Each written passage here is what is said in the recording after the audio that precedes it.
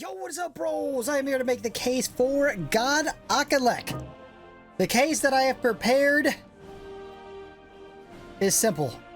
I'm only buying him because I told you guys I would after you bugged me to buy him for a while, and I'm just now getting around to it. That is the case for God Auchinleck.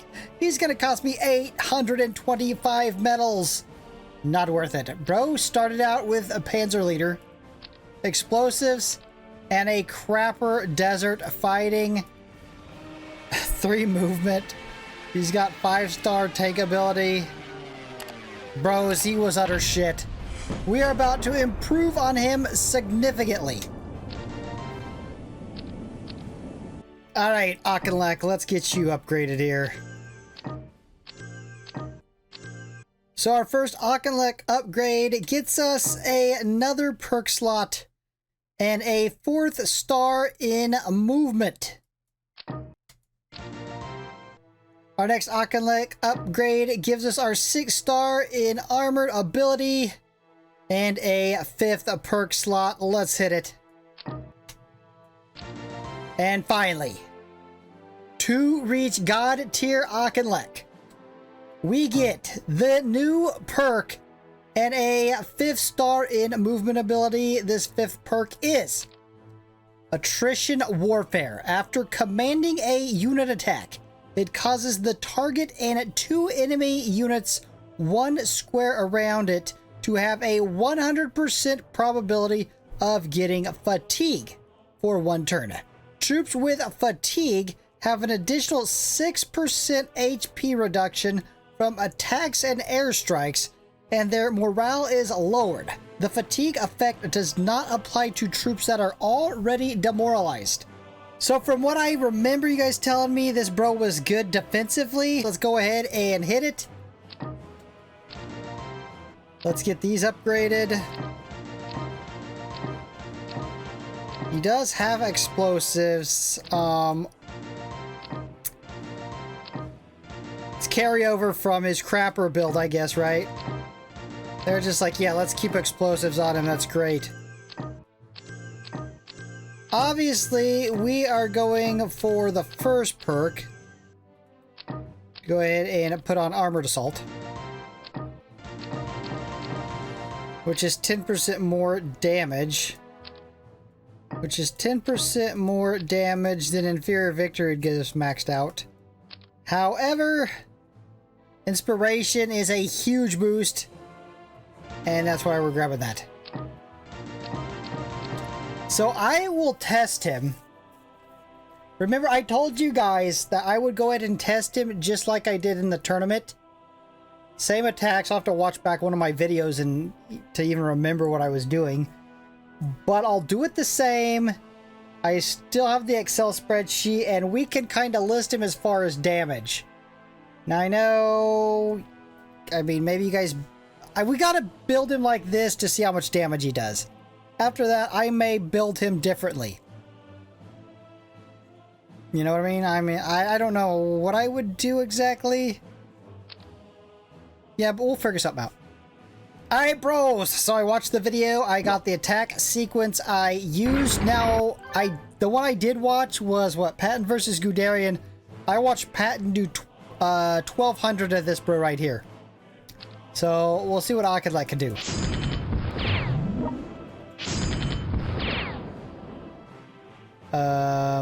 Brother? Brother?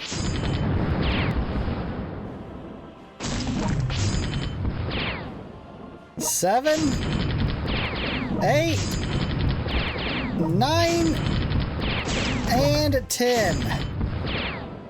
Nice. I mean, I'm curious where he is going to land.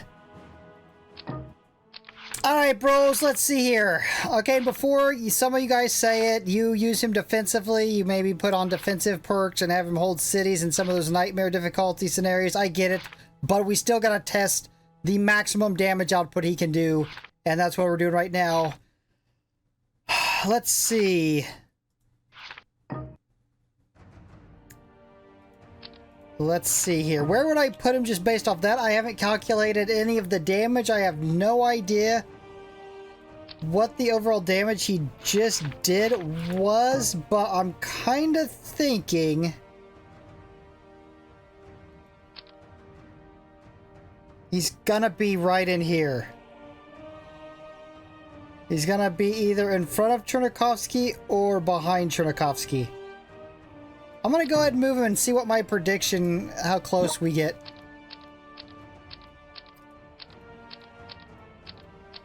Remember, oh, it is kind of different because the way I have them right now was not based solely on damage. Remember, I moved him around a little bit.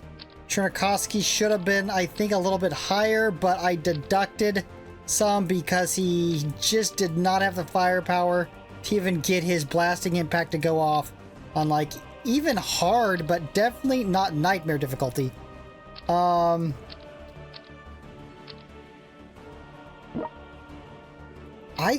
think, let me look here.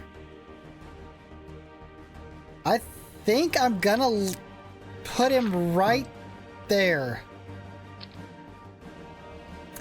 Yeah, I think we'll do it. I think we'll do that. All right, so I gotta watch the rest of the video to see my whatever next attack I was even doing. All right, so the next attack was the Graziani attack off the Pershing. So that should, I forgot to look last time. Yeah, it did give him the debuff. And it should have gave it to Graziani. Yep, he has it too. You know what? Oh, it would have been so good if it was stackable. That would be so overpowered, though. Yeah, maybe it's good it's not stackable. He would... Alright, what was that? 4, 5, 6, 7... Bro is stupid. 8, 9... And... Oh, damn. Remember, very few people had taken out Graziani. I thought he had a chance. I thought he had a chance to take him out. Damn. Did make him go completely stupid. Put that fatigue on him. Yeah, he's gonna be pretty damn good, actually. He's gonna end up being pretty decent. Probably better than I had thought.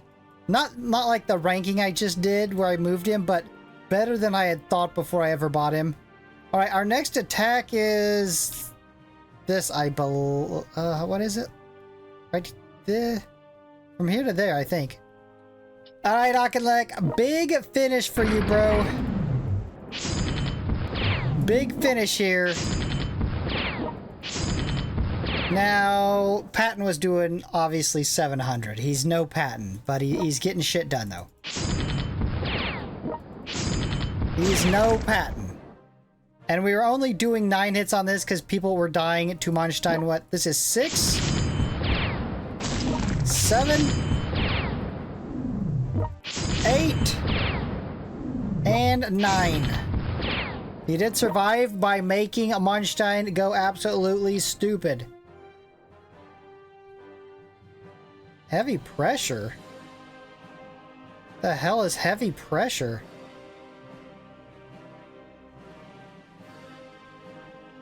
Hold on, what is heavy pressure? Have I ever even seen that before? 25% reduction in defense and mobility. Maybe I'm completely blind, but I don't ever... Well, I mean, rarely I look at this. I just, you know, play the game, but yeah, I don't remember seeing heavy pressure. Anyways, let me calculate this and see if I was correct. Oh, one other thing. We always tried to see if they could take him out after 9. He's in a very few people that were actually able to do that. That's... There was not... I mean... Fewer took Graziani out. A little bit more took Manstein out, but he got close to Graziani. Alright, bros, the results are in. Auchinleck's first attack, 5,722 overall damage. His second attack, 3,801 damage. His third attack, 3,813 damage for an overall attack damage of 13,336. Remember, that's how I rated him. So where does that put him? So 13,336 moves him in front of some heavy hitters like the Vulcan, Vidman, Rommel. He's right on par in that area of Bach, Osborne. Remember, as I said, Chernikovsky dropped off a lot because we ranked him on usefulness after the tournament was over, even though he was 5th in damage overall. So, bros, where am I going to move him? So, damage combined with usefulness, where does he rank? I always try to think of it as if I needed a general to do the job and my top ones were already used up, who would I pick? That's kind of where I try to place myself. He's ahead of Bach. Osborne gives that little bit of economy, but honestly, he's ahead of Osborne. Now, Abrams. The thing with Abrams and him, I mean, they got similar perks, although Auchinleck's is better because it adds some damage increases to the units. And then Abrams has the downside of having to move 5 spaces to get maximum damage, although that's kind of accounted for in the tournament we ran with the 3 battles. He didn't get full movement in all of those. And he's doing a significant amount more damage than Auchinleck. I think I gotta leave him there. If our testing was Abrams getting to move 5 spots, all 3 attacks, I think I would move Auchinleck ahead of Abrams. Usually you can get at least 3 movement out of Abrams so you can get some good hits. And so for that, I think I gotta leave him right there. But Auchinleck surprised the hell out of me. I did not know he was going... I did not think he would be that high at all. I think he'd be right at the 10 mark. Brokat comes in at 6. That's shocking. You guys said he was good. You guys are 100% correct. He is good. He's amazing. I mean, I don't know. I'm going to leave him there. Again, it's shocking that he was that high. I am glad I purchased him. He well deserves the God tier title. I'm glad like I said, I'm glad that I got him. I'm glad you guys talked me into getting him. I have no regrets. He is an amazing general. Bros, if you're enjoying this content, you know what to do. Subscribe, hit the notification bell, spec for our next upload.